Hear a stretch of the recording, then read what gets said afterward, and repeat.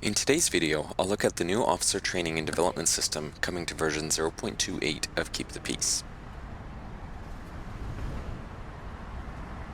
Howdy everyone, it's Nick here, the creator of Keep the Peace, an in-depth law enforcement strategy game in development for the PC.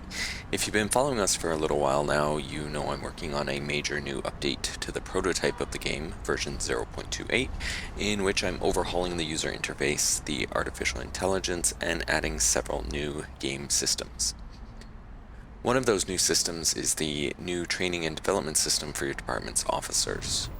In a previous version, we replaced the stat system, where officers originally had 26 different stats, with a skill system where an officer's skills represent more specific, specialized areas in which they've received training or experience. The idea was to make it really straightforward to see what any officer is good at. The major limitation so far, however, was that an officer's skills were fixed.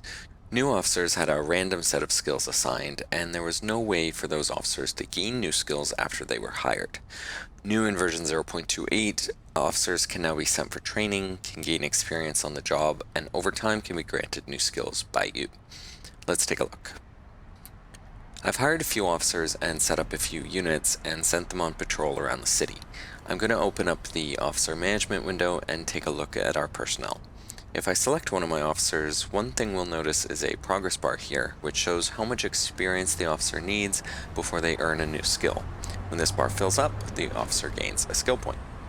To assign skill points, I'll open up the officer development window, which gives us a skill tree we can browse. Each of these icons represents a discrete skill you can assign to your officers. Some of them, like these two on the left for communication skills and physical fitness, have no prerequisites. The rest are structured in a relatively simple tree. An officer needs the high-level skill, for example, tactical skills, before they can gain a more advanced one in the same category. For now, these major categories are patrol skills, tactical skills, investigative skills, medical skills, and technical skills, and most of them have a few more advanced levels below them. If you mouse over any skill, you can see its benefits. Some are pretty straightforward, like how physical fitness improves running speed, certainly useful in a foot pursuit. Some skills impact the speed or effectiveness of other actions. While talking to a hostile suspect, for example, negotiation skills could make the difference between the suspect becoming aggravated and violent, or instead becoming calm and compliant. These benefits will certainly be tweaked and changed over time, and as we add new game mechanics, incident types, and so on, so if you ever have ideas or feedback, please do share. Many of these skills, for example the whole investigations branch, won't really be useful until later on in development when more game mechanics are available. Overall, though, I'm happy with the structure of this, as I think it'll allow you a lot more freedom and flexibility to customize your officers in different ways while not overwhelming the user interface. One other thing I forgot to mention was that every officer now has a specialty, which is really just a label that further makes it easier to find officers with certain skills. Right now this label is generated automatically based on what skills the officer has.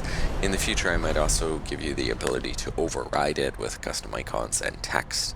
The usefulness of this label is that it's everywhere. Its icon shows up on the unit list, the unit details, and even on the map above officers as they run around, so it's really easy to spot officers based on their specialty. Earlier I glossed over the part about officers gaining experience and gaining new skill points, but how does that happen? How do they gain experience, and how can you make them gain experience more quickly?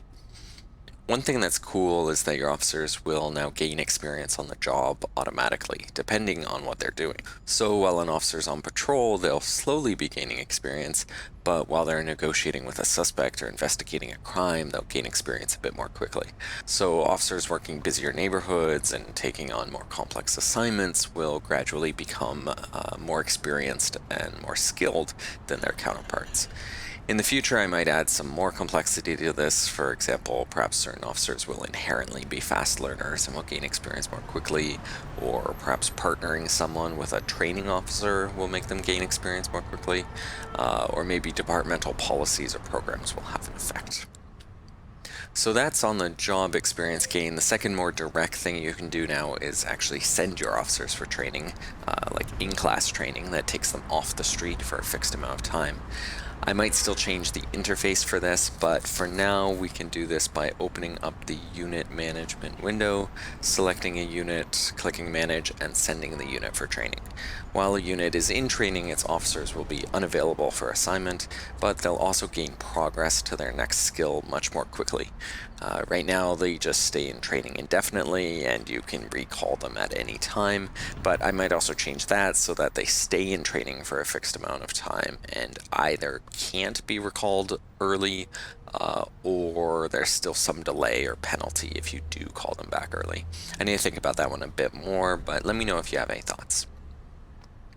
And for that matter, I'm sure everything about this will need a lot of tweaking in the future. So please do share your feedback, whether you have any thoughts or ideas now, or you have direct impressions after version 0.28 is released and you have a chance to try it out.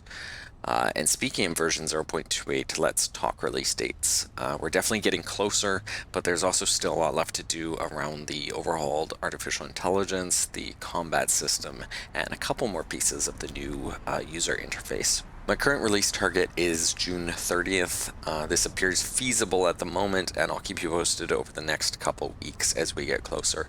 I might have one more devlog video coming here to YouTube in the meantime, and then perhaps a little teaser video for the new version, so be sure to subscribe to the channel if you want to check those out.